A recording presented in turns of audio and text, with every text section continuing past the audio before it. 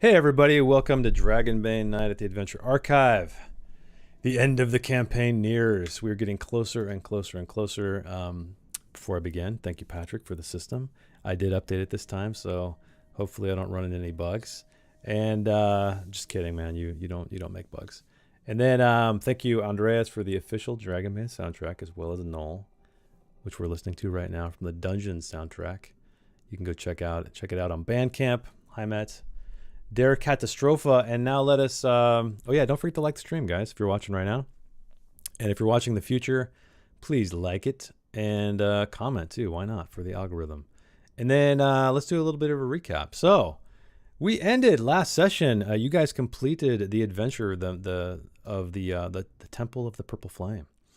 So you guys just escaped. You guys visited a demonic realm.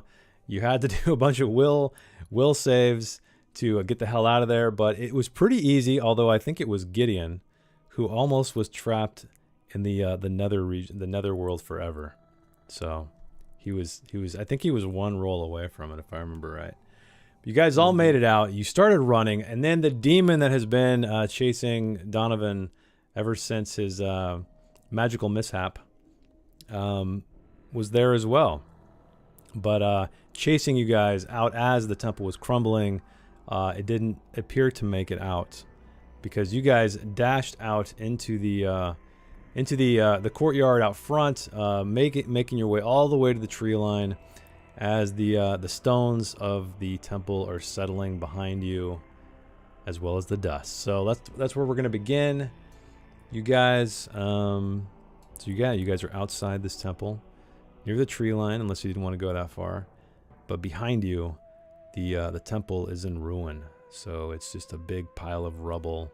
You can kind of see the courtyard wall with the gnarly vines all over it, still extending, but it's fallen into disarray as well. There's a couple of these boulders are kind of settling, but yeah, that's what's going on right now.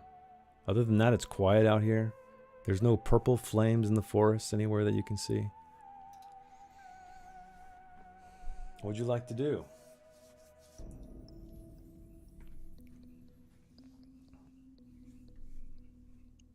I think that Bramble will. We passed the statue piece that we got to You grabbed it, Siriel. yeah, exactly. Sariel has it, I believe. And that's the final one, right? It's the final one. You guys haven't had a chance to kind of look at everything, but you Yeah, have do we want to everything. make sure that it actually does that Fit it does together. fit? Oh, that'd be messed up. It's a false statuette piece, suckers. No, it sucks. Yeah, Zariel will definitely want to check it out once we're in kind of like a confirmed safe space. Yeah, so you guys are outside. It's wherever you want to go. If you feel like just being out here in the open or near the tree line is safety enough, that's up to you. But the pathway that you walk down that divides the Magna Woods is heading south behind you. But yeah, if you want to check it out right now, you can. Where are the horses? You guys tied the Before I horses forget. up down a Did we little bit. find our horses? I mean, if you go look for them, you can go see. But yeah, they're a little further south. I think you guys tethered them inside the forest, if I remember correctly. Okay. Yep. I think that would be my first order of Okay. business. Yeah, so you guys make your way down this road that is, again, littered periodically with ancient cobblestones. And then you veer off the road into the forest where you left your horses, and they're still there. Untouched, surprisingly.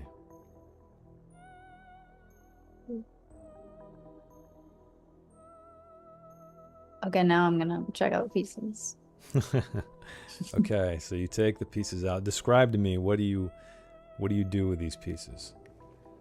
You just take all four of them out and throw them on the ground, or like what's? Yeah, I think I'll be sitting and I'm taking them out of my backpack and kind of trying to organize them into what the order I think that they should. Yeah, so it's the statuette piece is a man, you can tell, standing, a stone, like a very kind of almost like volcanic rock. stonework, and are you trying to like connect them, or are you just putting them side by side, or? Yeah, at first I'm just looking at them individually, but I think the main goal is trying to figure out how they piece together. Yeah, once you lay them all out, there's kind of this hum. It's almost like a ringing, almost like a tinnitus in your ear, and it feels like there's this kind of sound, of this energy is coming from these pieces themselves.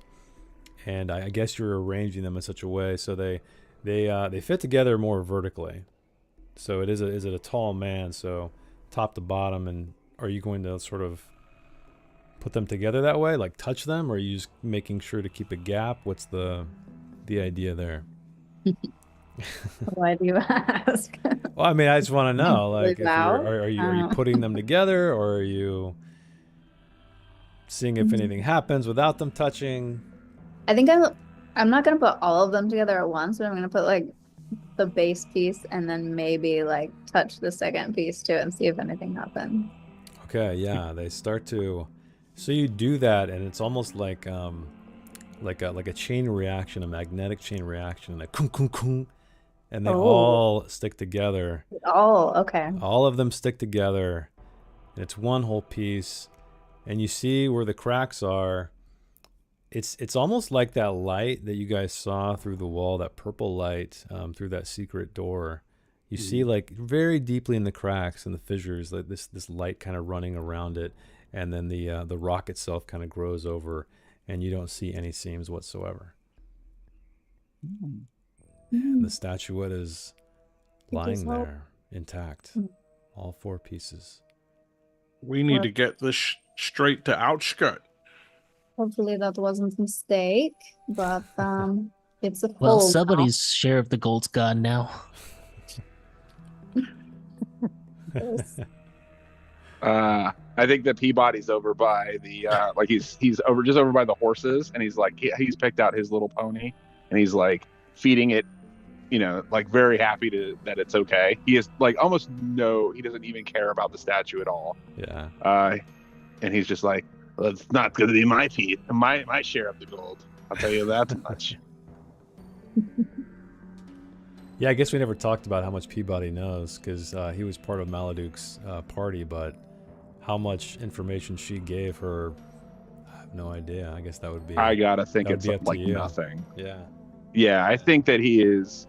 His place in this adventure, I think, is like seeing what life is like outside of those caves. Yeah. Maybe, I mean, he's seeing a lot of stuff for the first time. Like crossing a bridge is a huge thing. Like riding on a pony is like, he's never done that before. So like that's his like reward. He doesn't care about any of the other stuff, or he doesn't know about the end of the world. He doesn't really even, can't even, he has no frame of reference for it. Yeah, he's just like wide-eyed and taking it all in. Okay. Adorable. So, yeah, you do that, or Peabody does that. And, yeah, the statuette piece is, you're almost, I guess, kind of waiting for some kind of display, some kind of, something to happen, but it's just a cold stone statuette lying where you put it, but completely intact. Out of curiosity, Donovan wants to activate his treasure hunter to see if a new location like he gets any sense of treasure in a direction other than just right by the statue, or if it's still the main focus. Okay. Yeah, you activate it. 3 willpower to do that. So yeah, you get a sense of direction. So that is not necessarily tied to or not pointing at the statuette piece, but it is to the south. Okay. Almost dead south, which is the direction according to the Misty Vale map you have. Outskirt. That's toward Outskirt. Granted, or the Drakmar Pass where this all started. There's some other locations for sure, but that's the direction you are. This ability tells you to go. I think I think Bramble is still kind of like looking at the statue, and he's just checks it to make sure that is all the pieces, right? We have not forgotten any of it. It is complete. It is complete, yes. Well, what do we do now? I believe we take it to outskirt, but should we rest first? I'm feeling a little angry and tired. Yes, I am also not feeling my best. Maybe we should camp. Maybe not right here, right near this right now, but Near demon? yes, not near the demons. Yeah, maybe we should get some distance between us and demon. Perhaps right after the bridge, right before it.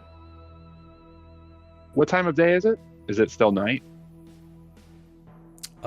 Did you guys get here? It has a lot of time hasn't passed. I would say maybe a few hours have passed. You guys spent in the If I temple. remember right, it was the morning when we arrived. Oh, really? Like we had just had that combat at night, the purple light in the woods. Gotcha. So it was morning. Yeah, it's probably, I guess, noonish or maybe early afternoon but again, there's still that strange eclipse going on. So the entire Misty Vale is kind of shrouded in somewhat darkness, not complete darkness, but Yeah, maybe we are in a hurry. If there, I kind of forgot that there's this giant demon behind us.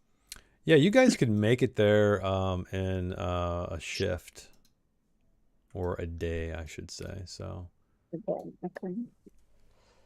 Maybe we travel until nighttime, until night falls, and then camp, and then rest, continue in the morning. Yeah. And maybe we can get like not halfway there, but maybe at least to the bridge or past the bridge. well, you guys are on horseback, so you can make it. Yeah, I would say Should I roll bushcraft to see if past we the get there bridge easily. quicker? We could just say too, just for the hell of it, you guys could make it all the way to the, if that's where you're planning on camping, the cottage, the small cottage that's on the outside of outskirt. Yeah. You want to do that? good. Because that's where we bring Peebody for Okay. his safety. So then you guys get on your horses and head south, making it across the bridge. Just the water rushing underneath it. But yeah, everything's kind of just curiously normal, quiet, with the exception, of course, of the eclipse. But you guys make it all the way. What I want you guys to do as you're traveling, everybody please roll me an awareness check.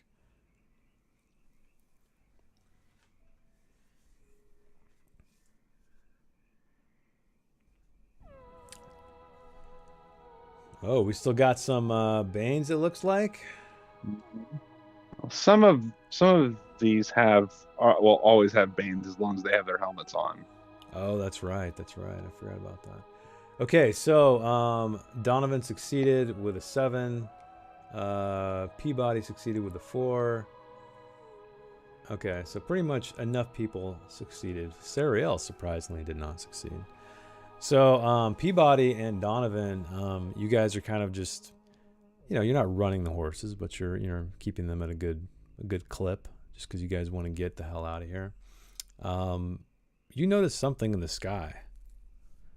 You look up, and it's like a flock of bats. I don't know if that's the proper terminology for bats, but it's a cluster. It's a collection of bats flying across the sky or through the sky and headed. It almost feels like they're headed in the same direction you're heading. But then one thing really stands out. You notice that there is a purple flicker.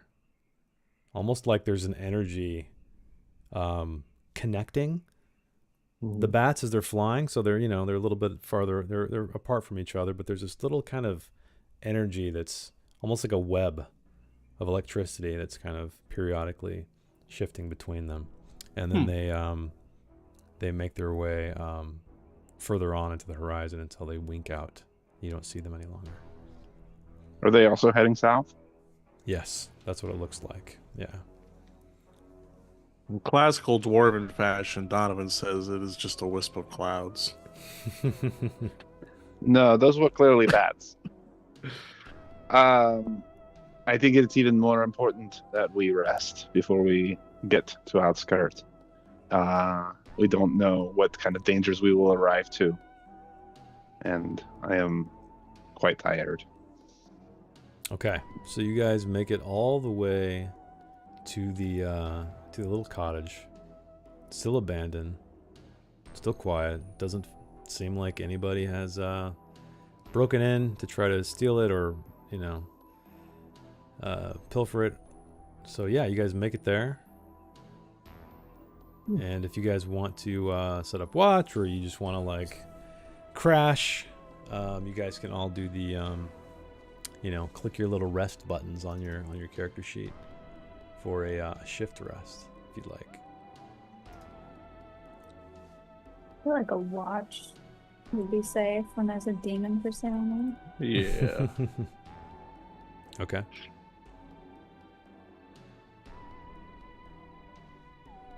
Is a shift exactly the amount of time that we are resting? You know what I mean? Is there like extra time where I could complete a rest and also stand watch? Yeah. What do you mean? Like, can you do a Like full shift if rest? a plus shift watch? rest is like, yeah, Yeah, exactly. yeah. You can do that for sure. Yeah. Okay. Yeah. Yeah, there are four shifts in a day, I think. Okay. So we So can that's stagger our shifts. Yeah. That we're resting around the watches. Yeah. Yeah, I don't need to get too crazy with the math, but yeah, it's fine. You guys can totally take watch. So how are you guys situated in this whose cottage was it? Let me find I feel like I have it somewhere around here. Are you guys all downstairs? And there was a small upstairs area with one bedroom. How are you guys kind of distributing yourselves in this cottage? Chorus cottage, that's it. Here we go.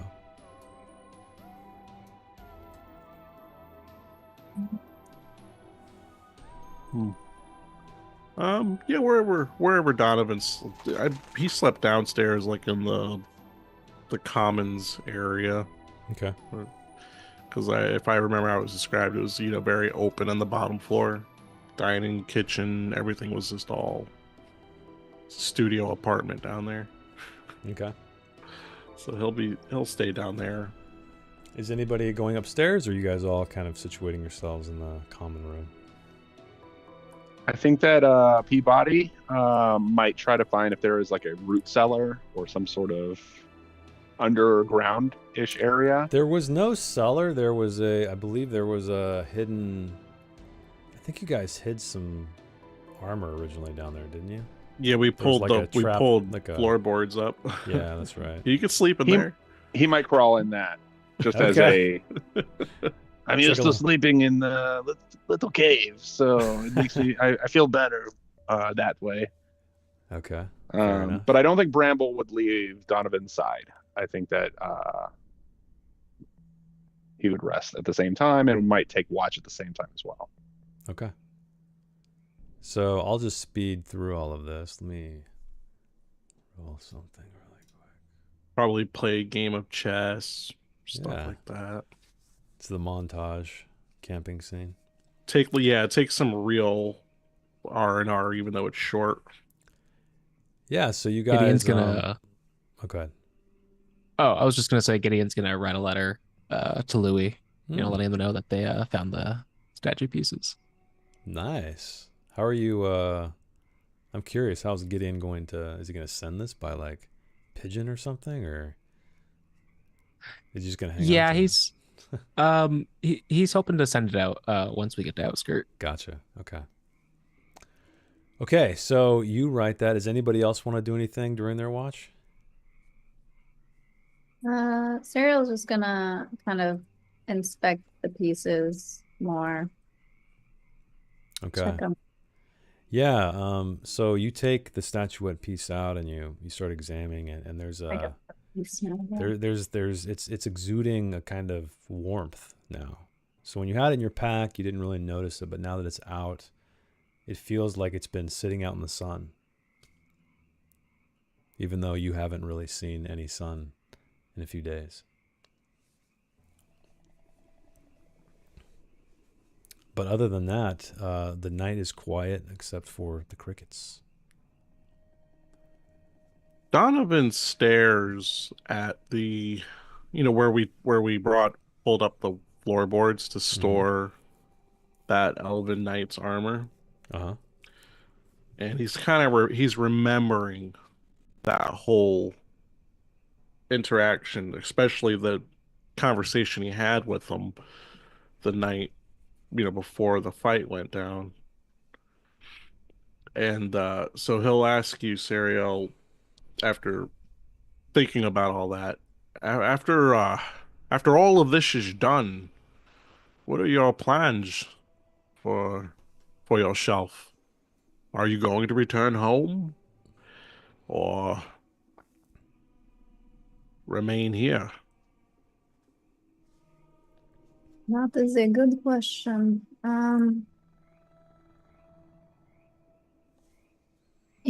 I figure my father probably does not want to see me after what I did to his knight. And I kind Yes. of don't want to go back, so I think I'll keep wandering and see if I can find a place that feels like home. Very well, if you ever need a place to call home for a while, where Bramble and I are from, you're always welcome there. That's very nice. Thank you.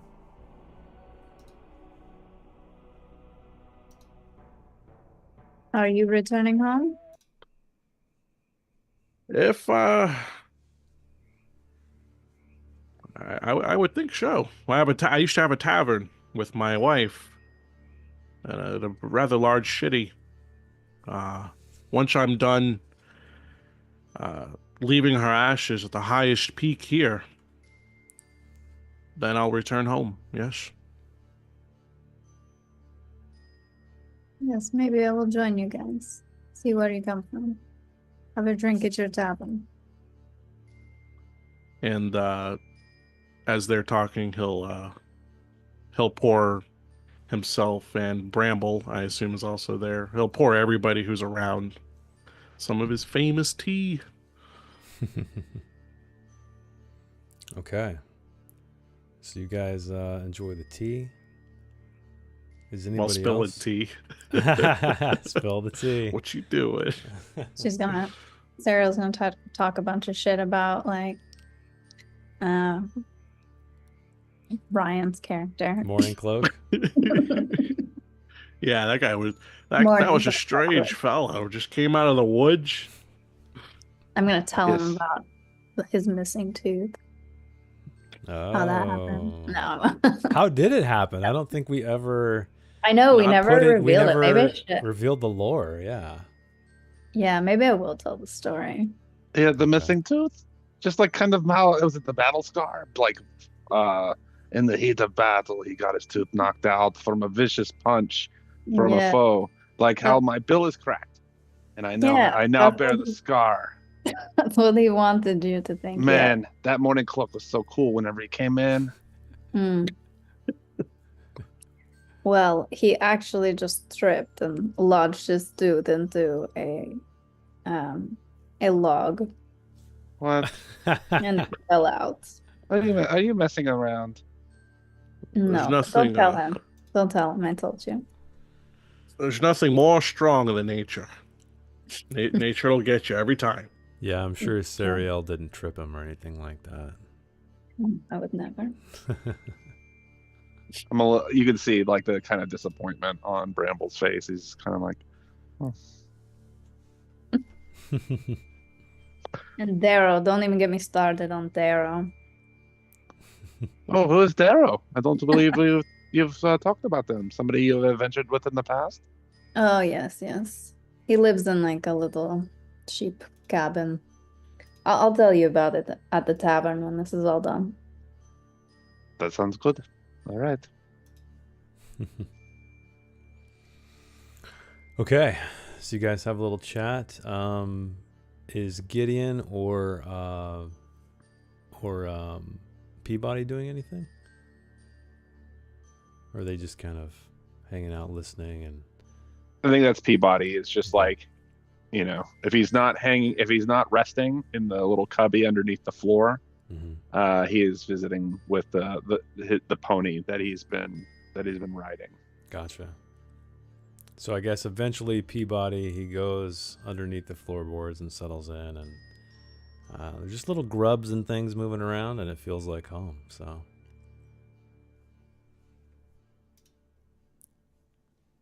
okay.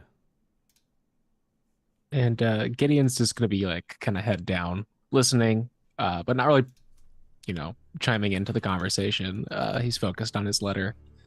Eventually, he's gonna end up just falling asleep at the table.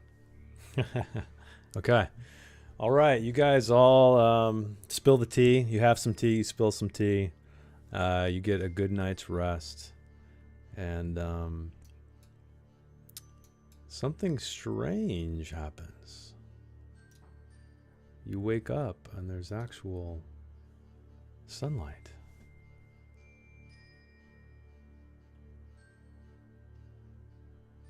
So the eclipse appears to have dissipated. It's not as bright as it once was. I mean, it's never really bright in the Misty Vale, but it's relatively bright compared to what it was with the eclipse and the dark clouds and the dark sky. But yeah, you guys wake up. It's morning. There's even a few birds chirping outside. What a beautiful day. I have a feeling it's going to be nothing but smooth sailing but here.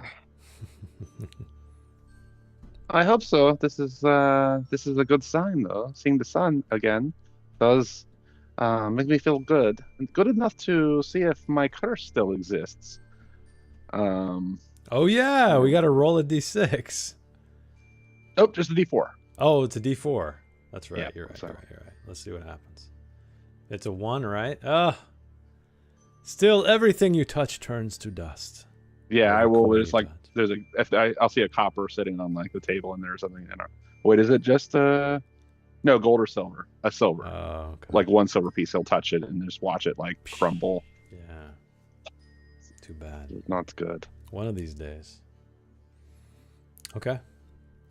So, are you guys heading off the outskirt, or is there anything you'd like to do beforehand? And did everybody click on their shift rest buttons to heal and all that? Okay. Get rid of all their conditions. Yep, I think we're ready to go. Okay, all right. So you guys head back to outskirts. And you see Hardy. He's up in the guard tower. He nods to you. But you guys pass through. And let me bring the outskirts map up here. I guess I should have brought that up the whole time, because I think you guys are still located near the where the cottage is. There we go. Outskirt. Boom. Okay. So let us activate the scene. Okay, outskirt is back. You guys made it. I'll move all your stuff. Made it all the way back, passing through the northern gates. You do see where the Three Stags Inn used to be. I know it looks like a big black box here, but you can see that they're starting to rebuild. So it's pretty early on, but they've cleared away all the ash and debris and stuff like that, and they're working on it. So as you guys enter through the gates, some of the workers notice you pass, and they're just wiping the sweat from their brows. One of them spies Sariel and kind of grunts, and then another guy elbows him, and then he gets back to work. But yeah, everything seems more or less normal, which is kind of strange. People are milling about periodically. Like I said, there's a bunch of workers kind of getting a foundation set up for the Three Stags. But yeah, you guys do know that this not massive, but at the very center of outskirt is an ancient ruin. And you have talked to enough people through your adventures to know that you need to take the dragon, the statuette piece, or the statuette into this area to hopefully find the sword of Durman, which is going to then allow you to enter the Isle of Mist and potentially rid this land of the demonic influence by slaying Azrael Koth, who was the messenger of Sathmog, the demon. And he's lying there trapped. But you do know that the sword, he needs it as well. So it's kind of a double-edged sword, you might say, where it is the only thing that can destroy him, as well as get into the Isle of Mist, because it's surrounded by a corrosive fog. But also, he needs it to bring back Sathmog. So there is a risk. There is a risk. You guys could march right in there, give him the sword, and darkness falls upon the land again. But yeah, so you guys see this stone-like, it's dome structure with these almost like pillar-like crumbling things, like reaching up around it, like almost like the fingers of a claw. And I don't believe anybody has ever explored that area or walked around that area. So it does have some kind of like it's more ominous now that you're standing there with this statuette piece completely put together, and you know where it needs to go. Before we head up there, should we maybe warn the townsfolk? Maybe have them prepare just in case?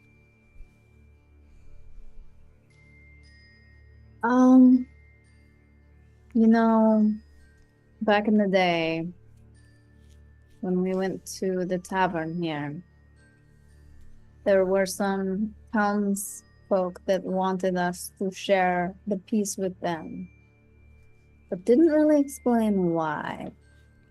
I'm a little hesitant to tell them we have it. Yeah. Also, if we begin saying we're going to take this statue into this ruin, and bad things might happen, would they try to stop us? I don't think that it's worth the That's risk. true. We must do this, and if we're going to stop this, what is going to happen? It might be bad for a little bit, and I don't know if there's any way to stop it. I say we give it that to ourselves. Well, I hope it goes for the best.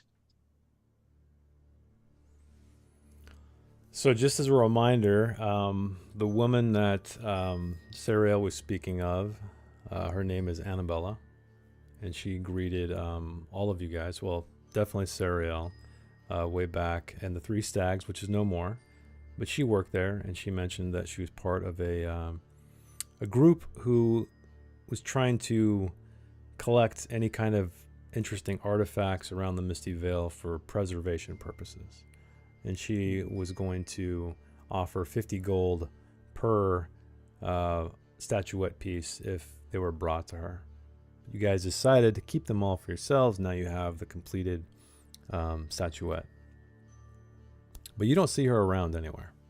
You do see plenty of people, like I said, milling about, going about their day, working on the Three Stags to try to rebuild it. But she doesn't pop out anywhere. What would I do with 50 gold anyway? It would just it's wasted on me. Especially if you touch it.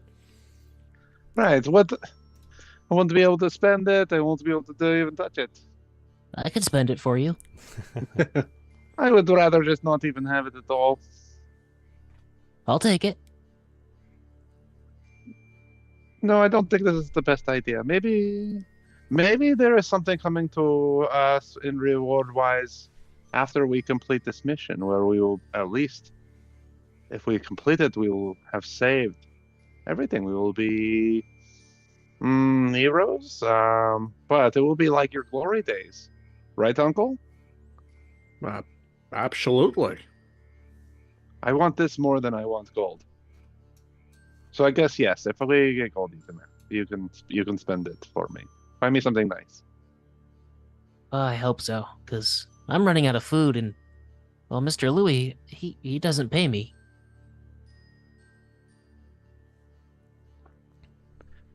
Maybe we could stop and buy some food then. Well, I have some for now, but like after this, yeah, we really gotta get like some work or something. We can worry about then. We might not survive this. Just want to point that out as well. I know True. we're all thinking it. Yeah, that's a good point. I mean, you guys have kind of been venturing around the Misty Vale, and for collecting these pieces, and now that you have them, the weight of that is settling over you, even though it is a pretty nice day outside in the Misty Vale and outskirt. And it's almost like you guys are just shouldering all of this knowledge while everybody around you kind of just goes about their day. There's like a strange sense of normalcy going on, even though you guys know what could potentially come next.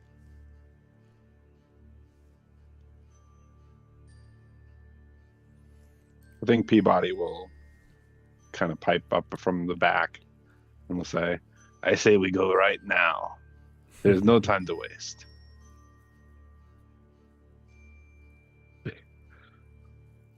I agree. We should act as quickly as possible. Okay. So you guys can sort of, so this ancient ruin is on a rise, so you can see it pretty much anywhere you are in Outskirt. It rises high above the houses that surround it, because it's like almost on this giant rock structure. So you guys can follow the road to the south and then head up the rocky pathway. There's an entrance there, or you guys can scale the rock if you'd like to, near the ruins of the Three Stags. Up to you.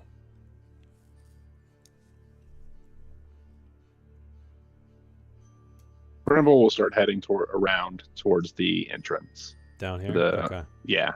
Okay. Bramble, you head that way? The rest of you following, or? Mm-hmm. Okay. Yeah. Okay, so you guys make it all the way up there. There's these stairs. They almost look like they were just always there, almost eroded by the elements.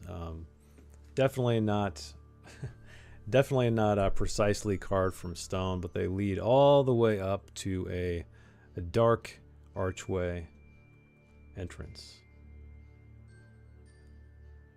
But there's nobody about. This place is often, from what you guys have never, I guess, explored it very closely, but it's you've never seen people milling about up here. It's almost like a sacred area that people just, they know about, they know what it is and all that, but they don't really speak about it. There's not kids like lurking about. Even like I said, even the children are kind of forbidden to go up here. The only exception is Dronith's hut is kind of to the west of it, slightly. And you do see his hut sitting over there. You don't see him milling about in his garden, but there is a little bit of smoke rising from the chimney. But if you guys want to ascend the stairs, you can. It's a bit of a trek, and there's just more stonework kind of looming to either side of the staircase, almost like a rib cage. And it looks like Bramble is making his way up to the door. So you're standing there, Bramble, looking at this massive kind of dome-like structure, almost like a giant boulder itself, and looking into the entrance, and it is just completely dark inside. You do notice, though, that there is some holes and cracks going along the top that is letting some light in, but from where you're standing, you can't quite see any illumination. Okay. I think that once he gets close to the entrance, he will unstrap his and pull out his warhammer. Okay. And like wait, if he is gone further up, then everybody else will wait for everyone to catch up before he continues walking in. Okay. So almost like at a quicker pace, because he knows that like if he stops and thinks about this a little, he doesn't want to like doubt himself. yeah. So he will propel himself forward through that gate. Okay. And it's dark in there, correct? He said. Yeah, it looks dark, but you do see from your vantage on the outside that there are some like holes and cracks that presumably is going to be letting some light on the inside, or light in the inside. I'll still pull a torch out. Okay. So is Just in everybody case. headed in? Bramble first, and then the rest of you? Yep, I'll follow Okay. right after Bramble. All right, so you guys step in, and I guess I need to put some tokens in here. Just our tokens, right? Your tokens, yeah. Yeah. So Bramble's first. What's the order here? It's not that it matters entirely, but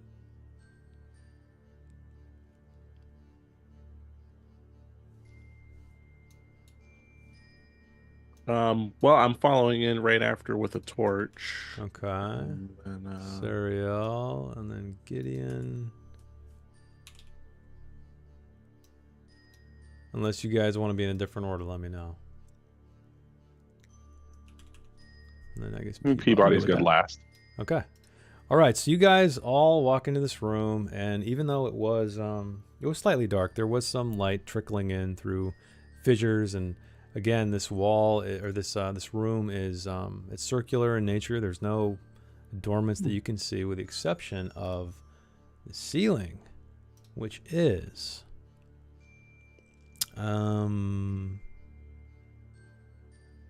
yeah, so it looks like this area it's been in disrepair. There's some grass and vines and things kind of cracking through the stonework, but it's pretty empty. But you do see, as you kind of gaze around and your torchlight is reaching the top of the dome ceiling, there is a massive symbol on top. And anybody can roll a myths and legends if they would like to try to decipher what that symbol is. Okay. Oh, Okay, we have a Gideon with an 18. That's a failure, unfortunately. Gideon, I guess it's not a monster technically, which you know a lot about. But oh my God, Peebody rolled a freaking dragon. So He's the hero of this whole thing. that's I just want everybody to crazy. be okay with that. So I'm gonna sort of explain. Yeah, I'm gonna explain sort of what he sees, and you can kind of just take it from there as far as how much you want to, go with it. But anyway, yeah, he, I guess, shoulders past everybody. He's like just in awe as what he recognizes, and because, like you said earlier, Peabody's been kind of just wide-eyed the entire journey, just taking in the sights, and he recognizes this as it's a strange stylized crown. It's not a symbol at all, but it's like a shape of a crown. And he notes that a lot of the you guys have been traveling around the Misty Vale for some time, so there's all these milestone markers that you just kind of got used to seeing. Periodically, just ancient stonework and stuff rising from the sides of the paths and things like that. But he divulges that, or that is the information Peabody knows, that this is the same stylized crown matching the milestone markers all throughout the Misty Vale.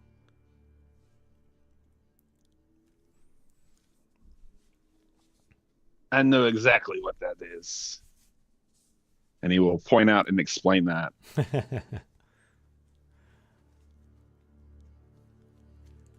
And Bramble will kind of look back after kind of checking out this room, and We'll say, Yeah. what do we do now? What is there a place to put this statue? Yeah, so you're looking around, you don't see anything, but Peabody's still like riding on this high of this knowledge of just like everything seems to be clicking in place. You notice, or Peabody notices, that there is a ray of light through one of the cracks near the crown's edge, and it's a pinprick. It is so damn small, none of the rest of you even notice it, but it is aiming at this part of the wall, and you can see there's like a little tiny nook there. He will pull on Cyriel's sleeve and will point over to that nook and say, perhaps the statue goes right there. Yeah, and Sariel, he points this out, and it's almost like, how did I miss it? Because it was almost like all of you guys were looking around, but it felt like, because again, the room's in disrepair, the stonework, the walls are kind of uneven and falling apart, but there's just something that feels intentional about this little niche in the wall.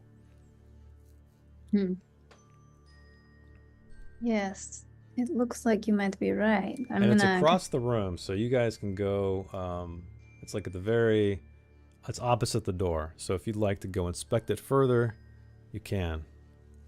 Yeah, I think so. Okay. So you make your way over there, and you notice that, again, intricately hidden, but Peabody somehow can just spot this like he's on a roll. It's almost like these cracks. It looks like they're cracks in the wall, but actually what they are is they look like these runic shapes, and they're going across the top of this niche. And anybody can roll a languages roll if you'd like to decipher what it says.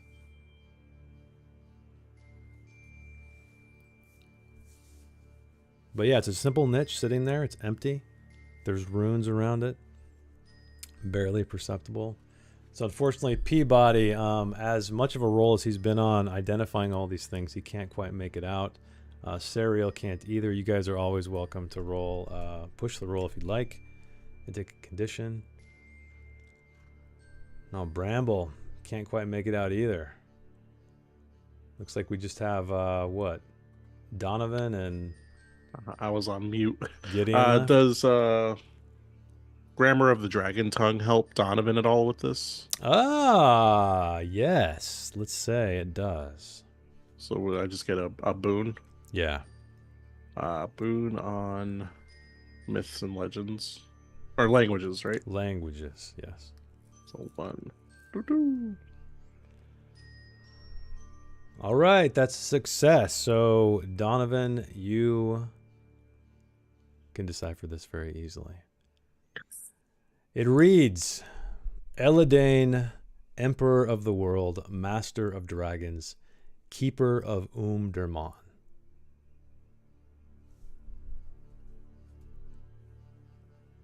Keeper of what? I'm sorry. Derman, so it's UM-DURMAN.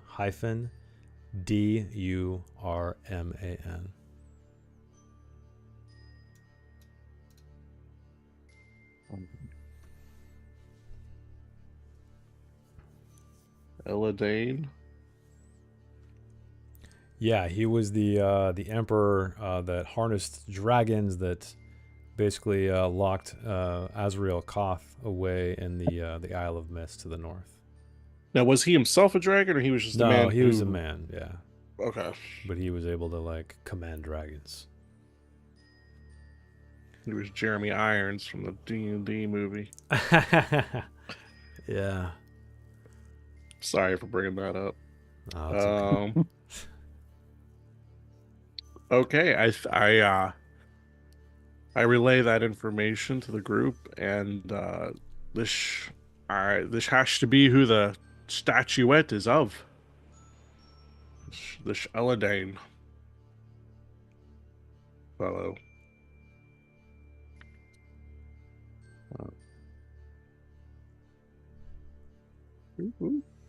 Okay, so that's what you guys see. That's what you read. There is a niche. It appears to be about the same size as the statuette.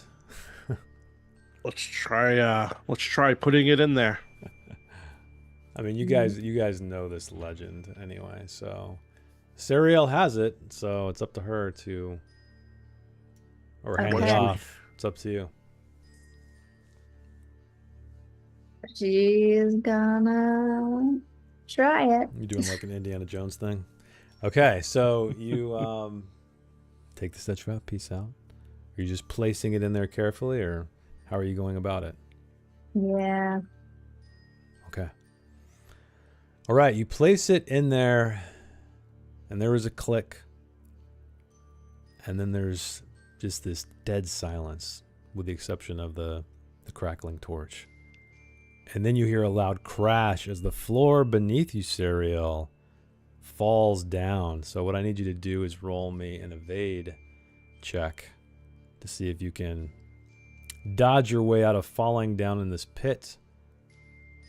You do, so you are light on your feet. You dance out of the way of the floor panel falling down, and you hear this crash.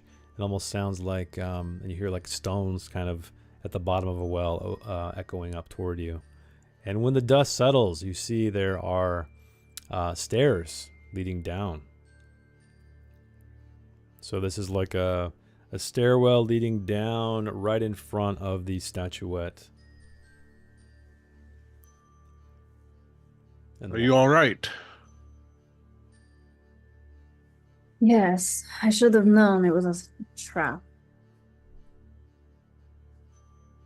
But I'm fine. What? Thank Well, you found the stairway. That is good. Shall we go? Shall we go down? Yeah, Donovan will, he'll kind of lower the torch over just to see the stairs. Looks like it's safe to traverse down. Yeah, Safe it appears. Are you taking the lead then with a torch, or? Yeah, I'll take the lead with the torch. Okay. And is everybody else following, or is there anybody that's going to remain up here while he goes and explores? you. Yeah, that's all. Okay. All right, you step carefully down the staircase, Donovan, as if you could walk any faster at all. And you find yourself in a pitch black chamber. But you do have the torch, so let me put you here. How would the torch work? Oh, there we go. Okay, so put you right here. Who's following? Is it Sariel next? Yeah, I have my bow out and I'm kind of like have it ready behind him. Okay. Like over his shoulder. All right. I'll add the rest of you guys in here as you proceed, but there's not enough room, unfortunately. So you, your torch light illuminates a room. It's a hexagonal room. And you hear the sound of water. At the very northern end, sounds like a fountain. But let me describe this room to you. Where is the thing out here? The crypt. Okay. So you look around and you see that there are these empty torch sconces all around the walls. But the darkness here is very dense, but your torch has successfully burned through it, at least halfway, to illuminate a stone altar sitting in the center of the room. And there is a jeweled greatsword lying across it. But there's also a golden goblet and also an open book sitting on that altar. And you also see within the radius of your torchlight, against these walls are these very menacing statues of these knights with horned helmets. And that's what you see. This doesn't look friendly. I have to Are the shy. are the statues holding weapons? Yes. They are holding swords and shields. I have a bad feeling about this. Yes, as do I. Well, we know it wasn't going to be nice. We can expect it to be very unfriendly from here on out.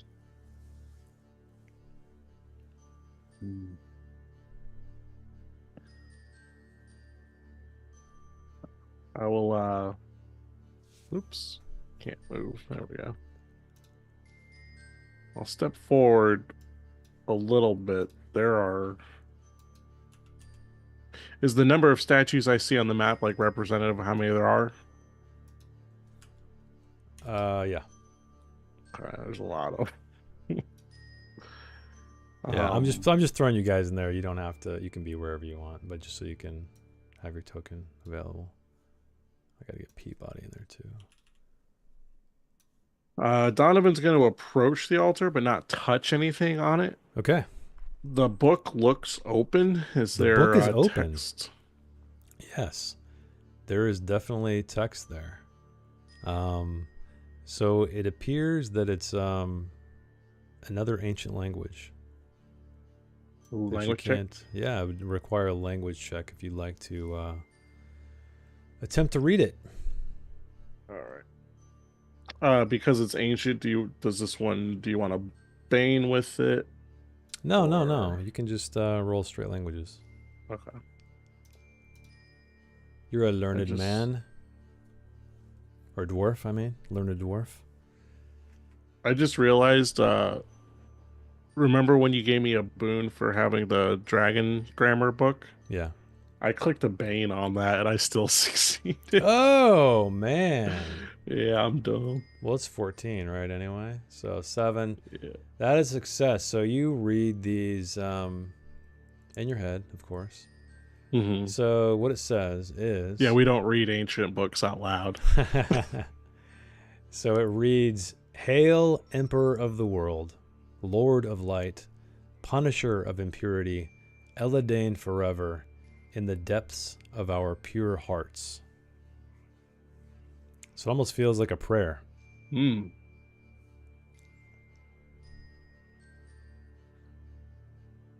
I will relay that to you all. Not You're gonna the say word it out for loud, word. or how are you gonna?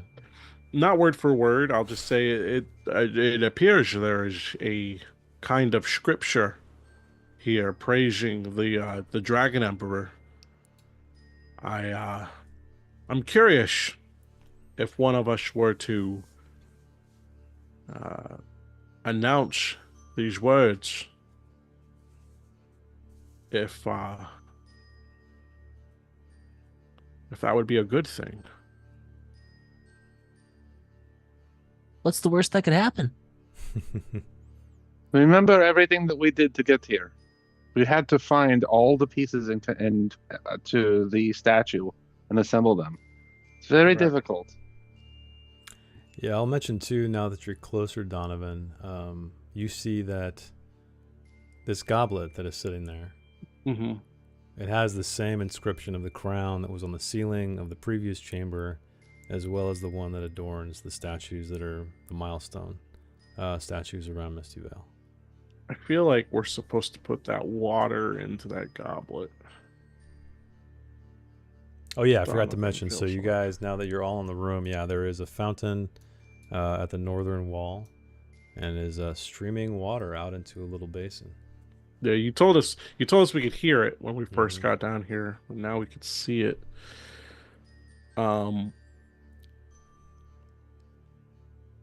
I think it's quite simple. We put water in that goblet. Somebody reads the scripture, drinks from the goblet, and plunges themselves onto the sword. Plunges themselves onto the sword. I think Peabody will look over at you and like wipe his mouth Oh and no! say, "You don't even need the goblet to drink. It's pretty good, nice and clean." Well, that's good, Peabody.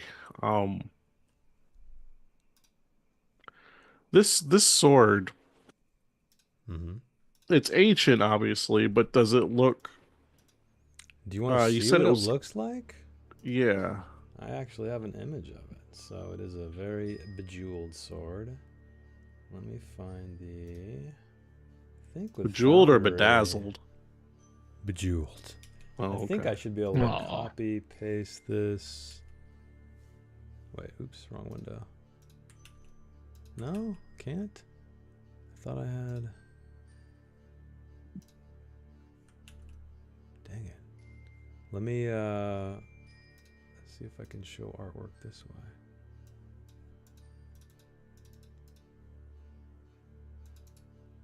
Man, I can't do it. I thought I had this copy paste. Well, dang it. Yeah, let's just say then it has it's a very finely crafted blade. So Bramble, you were incredibly attracted to this thing. You were just like, I want to pick it up. It is the most finely crafted thing you've ever seen. The hilt is inlaid with gold and silver. There's intricate details on the pommel and the hilt, and yeah, it is just jewels also are embedded in the pommel. You read my Oh, did you chat me something? no, I was gonna say let me read my my curse again just to make sure it says specifically. Coins. It does not say specifically coins. It says any gold or silver the victim touches. So, of course, Bramble is going to go over and pick. No, I'm just kidding. No, he will reach out his hand and then, like, as if he was going to grab it, and he'll hesitate and will say, "Perhaps I should not be the one."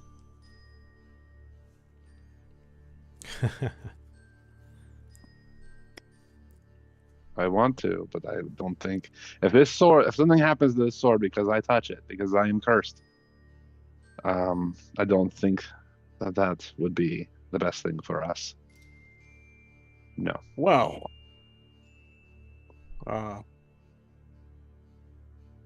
Peebody. He lifts his head out of the water, the fountain. I've seen you handle a sword. 'Cause he was using a sword when he was fighting the thing in the cave, wasn't he? No, He's got a sword on his He had like token. a short sword or something, right? Yeah. I think. But then you gave him the what did you give him? The axe? Yeah, he Right. has the Bothild's broad Bothild's. axe. Gotcha. Yeah, see, he's got a 10 swords. He's got the best swords in the group. Besides... Oh, no, even better than Bramble.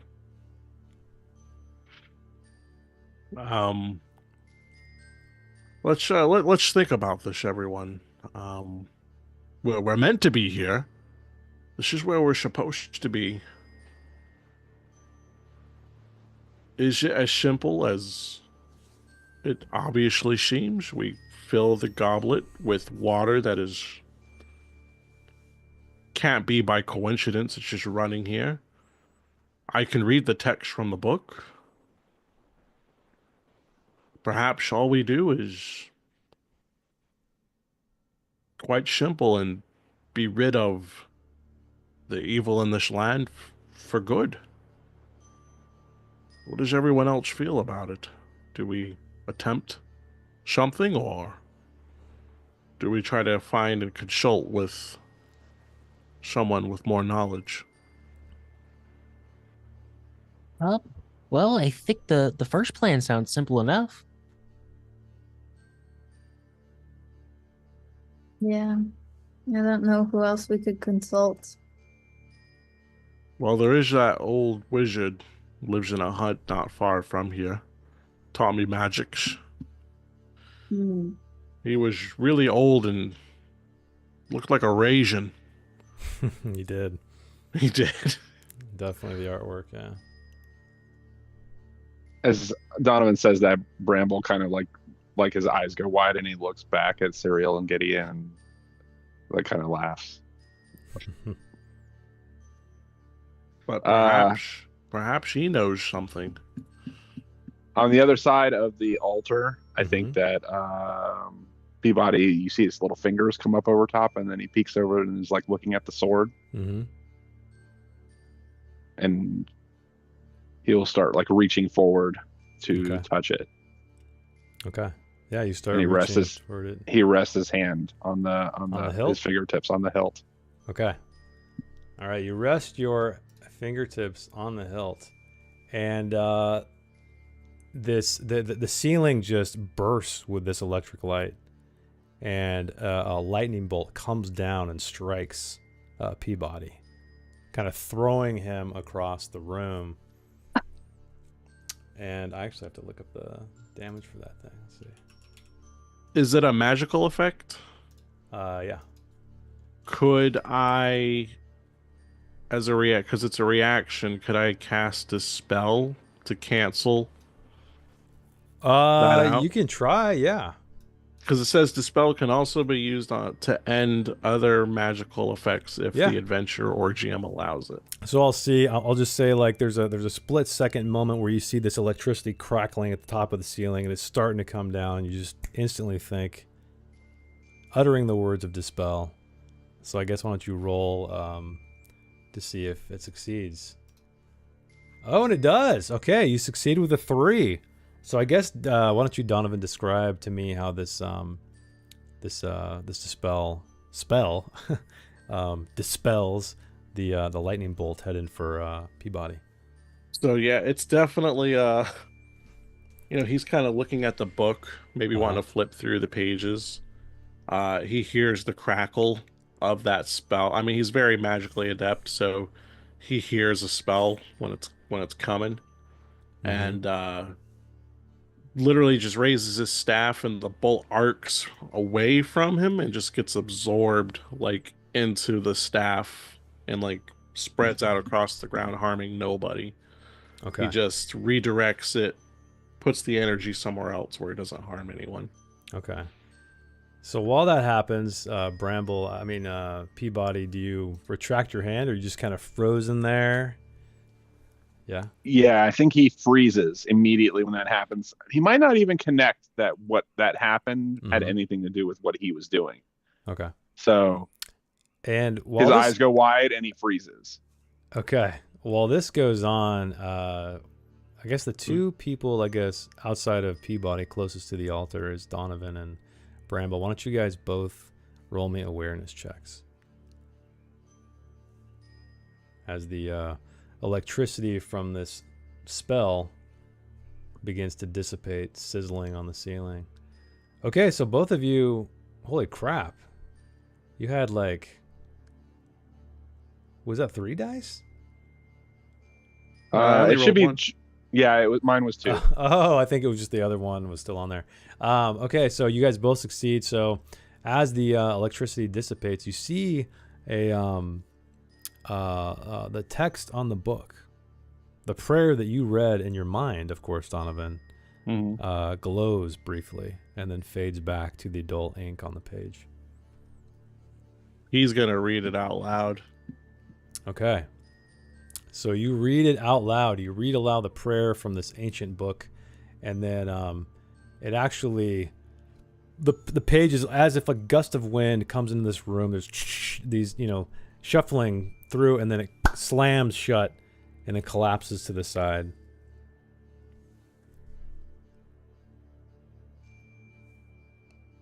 And that's all that happens. Anything going on with the sword or the goblet? No, nothing. So the goblet's empty, sitting there. The sword is exactly as Peabody touched it, but retracted his hand. Do I feel any different? You don't feel any different. But the book's closed. It's lying there perfectly centered. It was kind of off to the side near the blade, but now it's very centered on the altar, almost like it's on a lectern, but closed.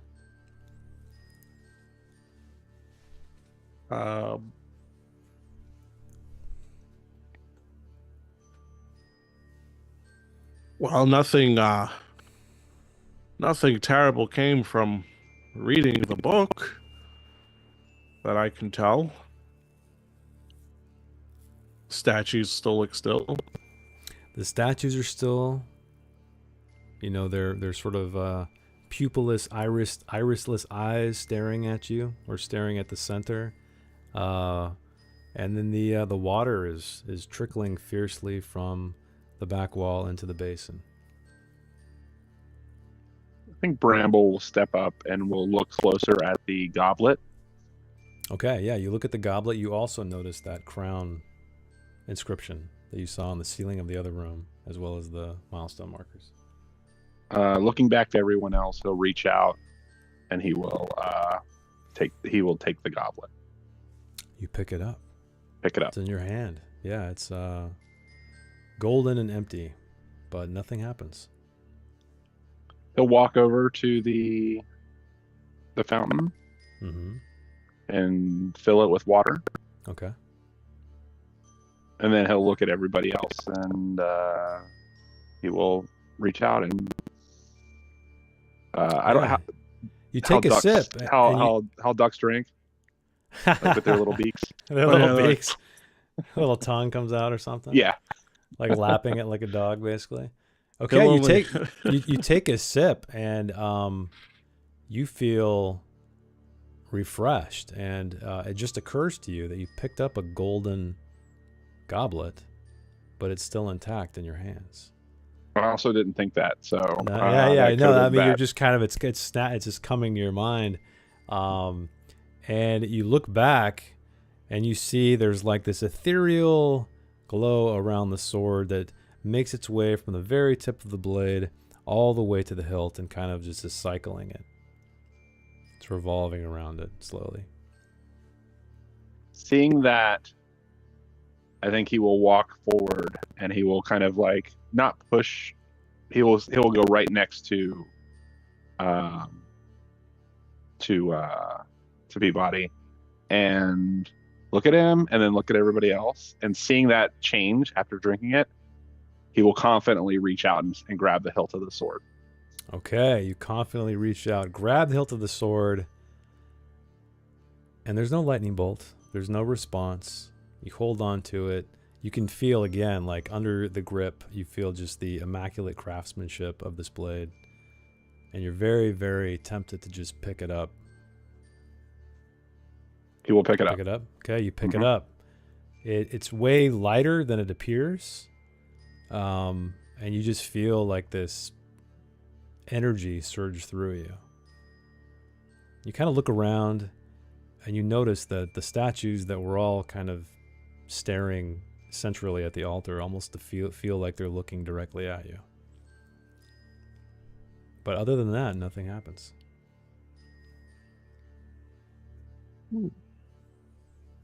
Does Peebody see the same glow of power that's kind of coursing through this sword? He did not. Yeah, he did not. So okay, then I think Bramble might walk around the altar back to the group with like the mostly full cup of goblet of water. Okay. And like pass it to, I guess, to Donovan first, and we'll say, I believe that we are meant to drink the water from this. Makes sense to me. And Donovan will drinketh from the cup. Okay, you drink it from the cup. You do see this kind of ethereal essence, this presence that is coursing around the blade in Bramble's hands. Do you see it? Do you see it? The change? I do. All of us should drink from the fountain, I believe. Quick, everyone take a hit off of this. Maybe one person shouldn't, just in case. I won't. I'll volunteer. I'll miss out. Okay, so Gideon, you do not partake of the sip of the goblet, and all of you, as you drink this, it's almost as if like every time someone else drinks it, there's like this a larger effect. So the ethereal magic nature of this thing that's swirling around the blade grows bigger and bigger and bigger, and then all of a sudden It's as if the walls around you peel away and you rush. It's like that scene in Lord of the Rings where you're zooming across the landscape, except it's the Misty Vale and not Middle Earth, going all the way across, and you land. It's almost like a bird's eye view on the Isle of Mist. So you see this just disgusting, corrosive mist that is surrounding this central island at the center of this lake. There are these hints of these spires poking out of it. You do see some bats kind of just collecting around one of these, the tallest spires. And there's these dead trees kind of reaching out from it as well. And then you're kind of just like a reverse, and you're sucked back, and you find yourself back in this chamber. Whoever's holding the goblet nearly drops it as they're kind of just whisked back to reality.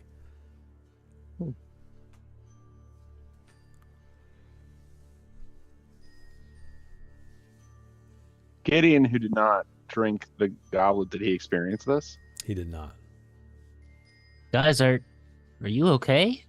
Is it that good? That's pretty good math. I'll have to bring some back for Louis. We know where we need to go.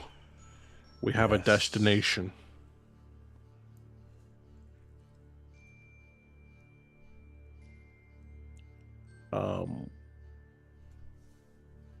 While you guys are standing, oh, go ahead.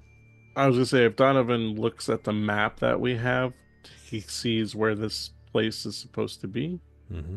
Okay. Yeah, it's pretty obvious to you where the Isle of Mist is to the north. Okay.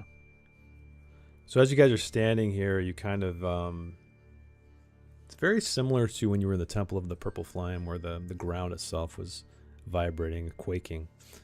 So that happens, and then it kind of makes its way up the ceiling, and it sounds like thunder happening, but distant thunder.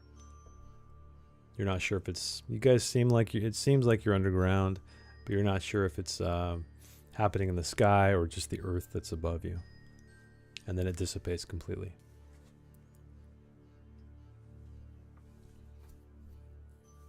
Should we take the sword and the book? Maybe they will help in the battle ahead. Yes, most likely. I think it's time to go back up and see what's just changed in this world. Okay, I think so that after everybody has drunk the water except for Gideon, I think that Bramble will look at Cyriel and will say, "You were the one who carried the statue this far. You kept it safe this entire time. Perhaps you should take care of this," and will hold out the sword to her. Okay. Mm, Do you Not- take the sword? Great, I'll take the sword, but I'll say I'm not great with sword. I'll keep it safe, but when you or whoever is ready to use it, it's yours. Okay. He'll So nod, if you like solemnly. Okay, so if Serial has it, Serial, I am moving Durman into your inventory. Okay, let me remove the statue.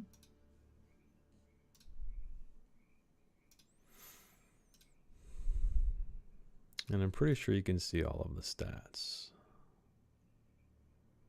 So I have a book called Ancient Heroes and Villains. Would that have any information about the sword? Yeah, you definitely know this is Eladane's sword of Durman. And this is the sword he used to trap Azrael Koth in in his prison on the Isle of Mist. It's also the only thing that can part the corrosive fog of the Isle of Mist. All right. Sweet. Mm-hmm. And I'll allow, I don't know, I mean, did Bramble really take a look at this? Was he really studying it, or does he want to study it? Because I would allow you to, learn more about it if you like. I don't think that Bramble would. I think that there was stuff happening all around, the thunder Okay. outside, and realizing again that he touching the goblet and then grasping the sword. That confidence, he could have ruined this entire thing had his curse had the effect that it's had on coins up until this point. By the so way, he that's almost- gone now. That's gone now. So you Oh, can meta. awesome. It's gone. So yeah, I think that will not look at the sword too closely, but will hand it over to like Serial, Okay. without looking at it too closely. All right. So Serial has the sword. Yeah, nothing changes. So did somebody pick up the book, or are you leaving the book? I'll take the book with me. Okay. You go to take the book, and it says if it weighs a ton. Oh, can't be As picked up. it's as if it's just fused to the altar itself, and you try and it cannot be removed. Then I shall leave it where it is. Okay. And the goblet? Did you take the goblet, or did you pick it up, or what? Was somebody Bramble still passed holding it to everybody, so whoever had it last would probably still have it. So Yeah, whoever's still holding it is still holding it. Yeah. I guess we'll leave it on the table. Okay. I don't think we need that. Okay. Okay. As you guys do all that, you notice something different audibly, and that's the water in the basin has stopped trickling from the wall. And now it's just deadly quiet in here, with the exception of the crackling torch. oh man, Gideon, you totally missed out. That was some great water. Oh man, I'm thirsty now too. I told you. Well, next time we come from a strange source of liquid, I get first dibs. You got it, man. Sweet. Okay. So you guys are still in this chamber. The stairwell is looming back up behind you. Yep. Donovan will, torch in hand, lead everybody back upstairs and back outside of this whole tomb or chamber, whatever it is. So you go back into the main chamber you entered, Mm-hmm. and then you exit an outskirt. But as you're walking into the chamber above, you hear the patter of rain outside, hitting the stones, hitting the rooftops, and it looks like it's darkened yet again. So let me move you guys back to the... Oh, like the sky is darkened, not the rain, because I'm about to say, here's the next source of weird water, Gideon. It's all yours. Let me How much time's passed since we've been down there? I don't know. Let's say like maybe an hour-ish, maybe less than an hour. Not a whole lot. Guys, were there clouds in the sky when we got here? Oops, why did I do that? I don't believe so. No, it was I mean, maybe a few of the little white fluffy ones, but this storm came from nowhere. The sun's Surely it's not moving. connected to anything that we have done. I hope not.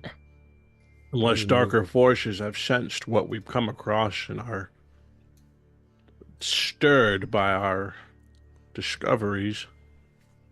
So what you notice before you go all the way outside, Donovan, because you're leading the way with your torch, is you Mhm. see you're not sure if just it's your eyesight, your old eyesight playing tricks on you, but the rain hitting the stonework just outside of the entrance looks to be blood red, hitting the stonework. Does it smell like iron? Metallic-y? Yeah, I'll say. Yeah, why not? Let's just say you can catch a whiff of iron or copper.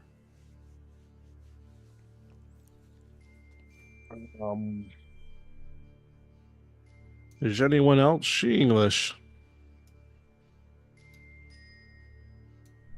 It appears to be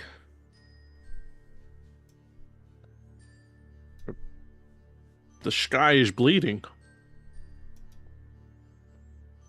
And Donovan, you kind of look further outside as your eyes adjust, and you see a woman standing just outside the entrance, and her hair is just plastered to her face, and this red rain is just going down in droplets over her skin, and her eyes have these dark circles under them, and you all recognize her as Annabella, the woman from the Three Stacks, who was asking you guys if you would return these pieces to her in exchange for gold. And she has her hands clutched to her sides, and you hear this chittering sound, the screeching sound, and you see a swarm of bats start to coalesce around her. And she says to you, "Look, even the sky weeps for you." And then you see this purple flash of light in this collection of bats coalescing behind her, almost in like this cloud. And you hear a deep rumbling voice, and from this electric shock emerges the great demon that was chasing you throughout the Purple Temple, or the Temple of the Purple Flame. The one who has been plaguing your thoughts, that you summoned with your magical mishap, pretty much, Donovan, standing right in front of her, materializing from the bats themselves. Monster! Exactly. Okay, so you guys are still kind of, I guess, inside this room somewhat. I guess Donovan's like maybe just standing in the archway. You see all of this happen. Any of you guys behind him, it's the doorway is broad enough to where you can see all of this as well. Where's Peebody? Peebody, I guess I don't have him on the map. He's with you guys, but let me throw his token. That's a whole other quest. That's a whole other quest. There's Peebody. So yeah, it's dark outside. Rain is pouring down, blood rain. There are black clouds just kind of stretching across the sky as this demon is breathing. There's just this hot breath coming out of his mouth. His eyes are glowing as he straddles the hewn stairs that you guys ascended earlier.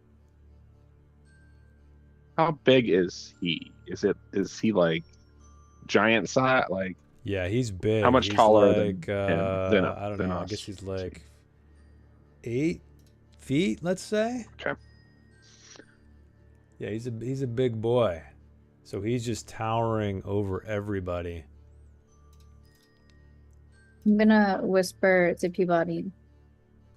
Peebody, are you good with swords? I am the best I know. Yes, we all suck at swords. So, would you like to wield this likely powerful magical sword? His eyes like grow wide, We might need you here. and he will say, "I would be honored." And he will hold out his hand. She's gonna hand it to him. Okay. All right, so let me can you hand him the item from your character sheet or no? Can you drag it from yours to his? If not, I can do it. I'm just not sure if you have that kind of control or not. I don't think I can. Oh, weird. I don't see it in your... Oh, you moved it to It's your in my inventory. It's not equipped. Gotcha. Let me... Okay. Let me manually do it. So I'm going to... Who's it going to? Peebody? Yeah. Okay. Okay. Peebody. Yeah, so he will Should be in your inventory. he will leave his axe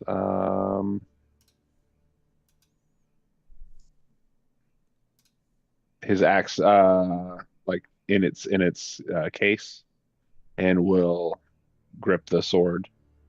And then I think that Bramble, like carrying his warhammer, says, looking at this demon from behind where Donovan is standing, will say, "Well, are you going to come in out of the rain, or should we go out to see you?" to the demon. Oh, to the demon. Come to me. And he just sticks his finger out or his claw and curls forward. He does one of these things. All right, yeah. Bramble will start. Will look at everybody else, and then he will start. Kind of. Let's say he runs forward Okay. at him. So you run forward. You're right in the lead. So let me just drop everybody into combat here. I gotta get one more thing. So you guys do notice that there are still these bats as well, scurrying or flooding around Annabella. So let me add Perfect. Okay. Okay, I think I got everybody. Boom. Okay. All right. How far are those bats from her, real quick? So bats are their position is kind of irrelevant unless you're trying to like do a chain reaction or something, but they're just kind of everywhere. It's the way they count in this game, it's like a swarm of bats. Okay. It's not like they have to be in a certain area or distance from you can hit them. Okay. But if you're trying to plan something with a spell, let me know and we can figure it out if it needs to be more specific. Okay, so first up though, the demon is there, and you know what? I'm gonna give, I guess Bramble, since you rushed out, I'll give you like a free attack. Okay. It's like the demon is like sort of just egging you on to come out. So if that's what you're going to do, You will. Oh, damn. Okay, so that is a dragon. What an amazing first roll.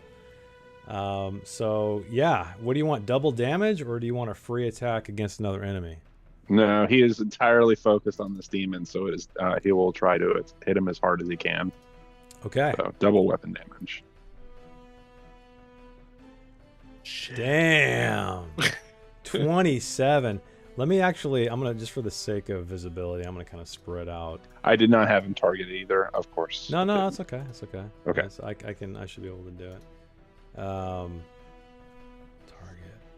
Okay, yeah, he doesn't even see this coming. So you bring the sword up, you bring it down on him, it cuts across his chest, his eyes go wide. This is Bramble with the warhammer. Oh, the warhammer. Oh shit. Yeah. Okay. I forgot Peebody's got the sword. Yeah. Okay, yeah, it's 27 points of damage. Jesus. He stumbles back. You smack him super hard. It's crazy. Okay, so I gotta do the math here. Whew. Okay, yeah, he stumbles back a few steps, just like in awe of this insane attack. So you're right up against them, but you can move if you'd like. You still have that opportunity if you want. Nope. Bramble is great right here. Okay. All right. Gideon, you are up next. Or actually, sorry, the vampiric bats come up. So they see this, and they swoop down on Bramble. And it's gonna be a random attack here. So just this swarm of bats dips down, and unfortunately you can't dodge because you've already gone. So the bats, yeah, they are launching a joint assault on you. Or sorry, shit, it's not you. It's whoever has the highest con. Who's that? Let's see. 11 for Donovan. 15. I think it might be you, Bramble. Yeah. I have a 15 too. Ooh. And Gideon's got a 13. Okay. Why don't you guys just roll me a d20, each of you, Suriel and Bramble, and whoever has the lowest. Doesn't take the damage. Ooh, that's gonna be tough to beat. What? Oh shit! So a 1. Look at that. Okay, so Bramble is going to take the 2d6 slashing damage, and then also I need you, Bramble, to roll a will check to resist fear. So you're gonna take, let's see, 8, but I know you have a shitload of armor on. And you're okay, you succeeded. So, oh, you only lose 1 damage because of all your amazing armor. So that's no big deal. Are Okay. the bats moved next to him now? Yeah, they're all just like everywhere. Just a swarm of bats right above him. Okay. Gideon, you're up. Gideon is going to go ahead and give his turn to Bramble. Oh, okay, you're gonna swap. Yeah. All right, let me swap to. Well, Bramble's already gone, so. That was. Oh, that But was, was your free that attack. out of That was your turn free order? attack. That's right. That's right. Shit. So I guess you could have chose to dodge that, but it doesn't mean you. It's okay. Okay. Okay, so Bramble, you're up. Okay. So he'll try to bring the Warhammer and attempt to kind of uppercut him with it. Because he's kind of swinging it around. Yeah, so you swing. Let's see if you make contact. You do. Okay, and this demon, he is going to try to dodge because he felt the power of that hit. And so I'll see if he succeeds with an evade or not. That will take one of his turns. And he does. So he just sidesteps just barely right out of the way of your hammer. Okay. And then, unless you want to move, it'll be Donovan's turn. Yeah, I get maybe he'll just move around, but still within melee range of him, and just try to like feint to the side to get a better position on him. Okay. So Donovan, you're up. It's time. Uh-oh. Staff raised in the air. He's speaking in, his dwarvish native tongue. It's echoing around. He's going to be doing a lightning bolt. Full power. Oh, And shit. Lightning bolt arcs out. So if the bats or anything else, if any of the other enemies are nearby, it'll Is there like a range? It says within 2 meters of the target. That's why fine. Yeah, I yeah. would say they're all more or less than that. Yeah. But let me make sure I set the okay, there we go. Power level 3. Roll. So Okay, that's that is a success. Holy crap. Ooh, is it too late to target the demon before I hit roll damage? No, I think so. There we go. Yeah. So what'll happen is he's Suffering 12. Hold on, let me read this spell again. Because it should have been lightning bolt is D8 damage. And then the next target gets D6, and then a target below that gets D4. Oh, I see. So the first one is D8. Yeah. So we can it's use. it's because I used the wrong spell. I clicked lightning flash. They both do the same thing. One's just weaker than the other. Okay, gotcha. So then we can just use this result as the D6 one. Who do you want that to go to? The bats, Okay. and then So I'll the roll. suffer. Let me 12. Okay, you fry most of these out of the sky. There's just a few left. So these 4d8s will be for the demon, Okay. and not the. You can just manually roll that if you want. Yeah. There we go. Woo, 20. 20. Okay, so the lightning crashes down from the sky, and you just see like almost his skeleton on the inside electrified, and it's coming out his eyes, and he's groaning and sputtering, and you can see that blood is not just coming from the sky around him, but coming from wounds. And then the D4. oh yeah, 1, 2, 3, 4. I get to let me. I'm sorry. I just want to make sure I'm doing this right. 2d4, but I power level 3, so 2 extra. So that's to the lady. So 9. 9. Okay, so it surges across to her, and she stumbles back steps as you fry her with another lightning bolt. So it's 9 points. There we go. Okay. Whew, man. Okay. He's I not guess- done yet. Oh, he's not done yet. Okay, you're No. not done yet. What next? Master spellcaster. I have to cast 2 different spells, but you can roll for the first spell, then activate this heroic ability, so I get to cast another spell. Oh shit. Yeah, Okay. he's this is serious. This is bad. This is like, yeah, this is everything. So now we will. I'm gonna cast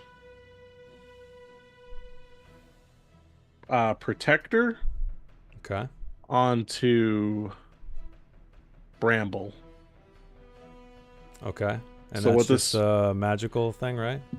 Yes. Magical- Yeah, the power level of all spells cast at that person or place is reduced by the power of the level in Protector, Okay. and it also protects him from magical attacks from monsters. In that case, each power level reduces the number of dice rolled for damage by 1. So Okay. I will give it to him at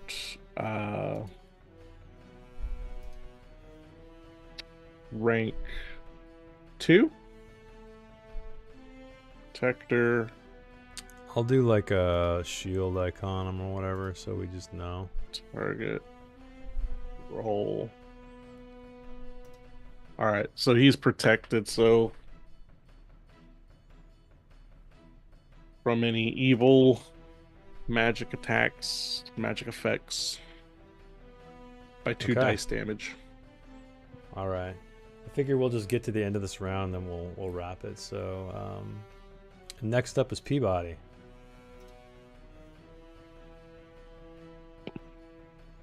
I think that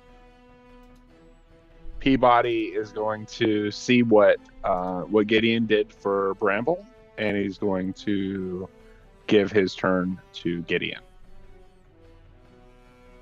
Oh, Ooh. okay. Okay. So let me swap.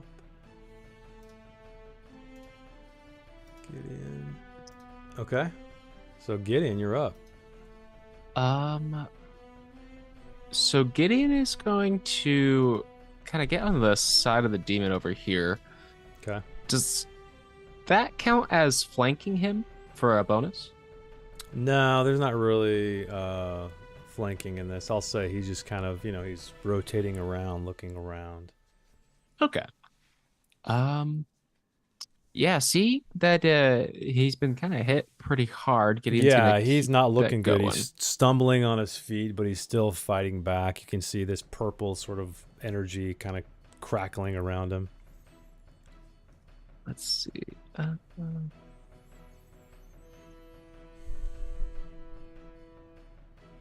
you're just gonna, oh my god, another Ooh. dragon. What the crap?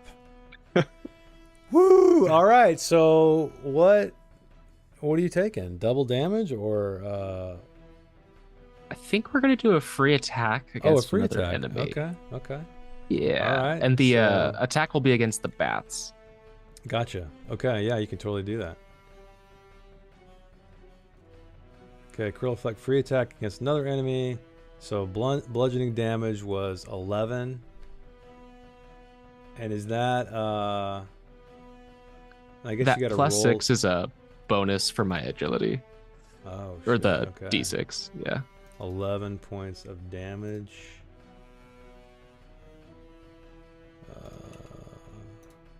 And then this is for the bats. Whew.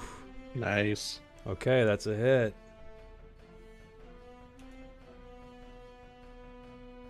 It's not much, but it's honest work.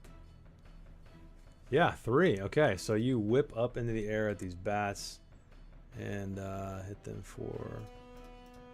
You take out a couple more. There's like 3 bats up there right now, flooding around as the other carcasses drop to the bloody earth. Okay, so Peebody, you're up.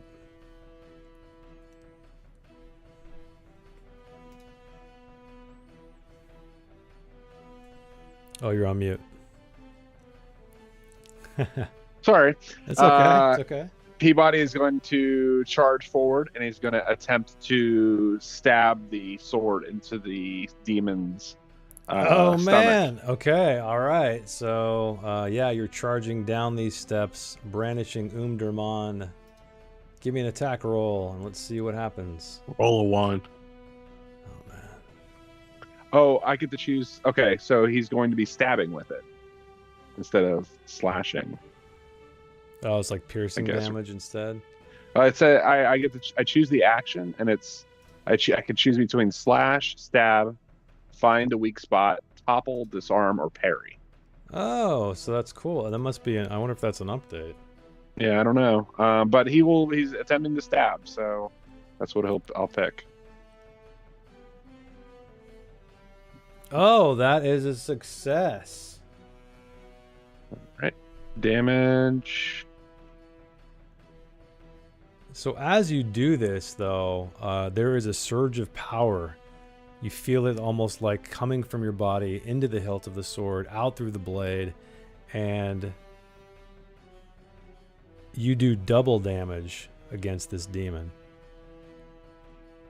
And you run him through entirely, and it's almost like he's melting down the sword blade into some kind of demonic goo. The bones are kind of crackling on the steps and start tumbling down in a heap of gore. And yeah, I guess we should end it there. That's a good time to end it. With the demon falls to his death again. MVP body destroyed. This guy. So the demon is gone. And you see this this energy kind of spiral up into the sky and dissipate into the clouds. Yeah, so holy shit, that was quick. Anyway, I guess shoot this. You want to shoot? girl. Yeah, if you guys want to work through the rest of the round, we can. There's only a few people left. I was gonna Serial get skipped it. to get her turn, yeah. Shoot what? Yeah, she's been itching to. All right, go for it, Sariel. We only have you and a couple. Yeah, the demon's dead, so he can't go. All right, she's gonna do twin shot. I forget how to equip these. Oh wait.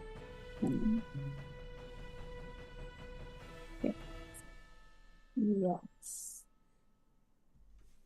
Okay. Is this gonna work?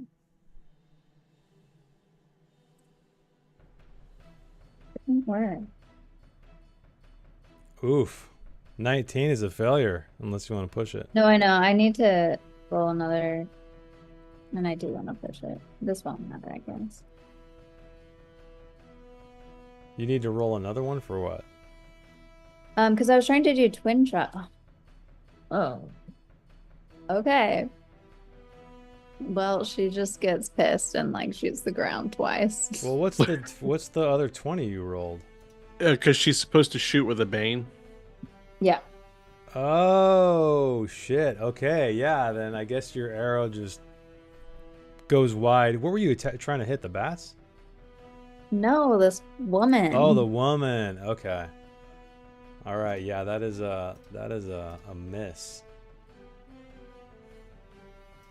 And the bats, the remaining bats, try to attack Gideon, swarming down. There's only 3 though. Well, actually, let's see what happens. It might be a selective attack. Oh, they attack all characters within 10 meters. So that's everybody. 8, 8, 10, 8. Yeah, that's everybody. So D8 slashing damage. So 7.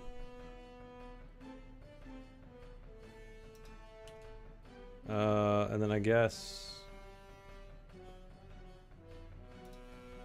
Can I select everybody? And I can't target multiple targets, can I? Oh, I can. Oh, are you doing your damage manually then, or Gideon? Yeah. Okay, let me see if this works. Did that work? No? No, it just worked on Serial. That sucks. So I guess we'll do the math separately. How much damage was it? 7 total, so if you have other armor, then, you know, it'll soak. Because I know Bramble has armor for sure, and then Peebody. So yeah, these bats kind of screech down in the last bit of energy they have, and they go slash into everybody else. Oh, interesting. They heal the same amount. So I'll just say some of these bats seem to rise from the dead off the stonework and then join the swarm again. Or do the last 3 get really fat? Oh, that'd be funny. They're just full of blood. So the woman, Annabella, is sort of recovering from getting out of the way of Serial's arrows, nursing her own wounds, and she points kind of to the darkness around you. Get the sword! And you see kind of emerging from the darkness a bunch of dark, cloaked figures coming from up around the hillside. Where are the other ones at? Aw, shit. And that is where we're going to end tonight, everybody, as these cultists with daggers armed start to climb their way up toward the party. So thanks for hanging out with us. If you watched on stream, thank you if you're watching in the future.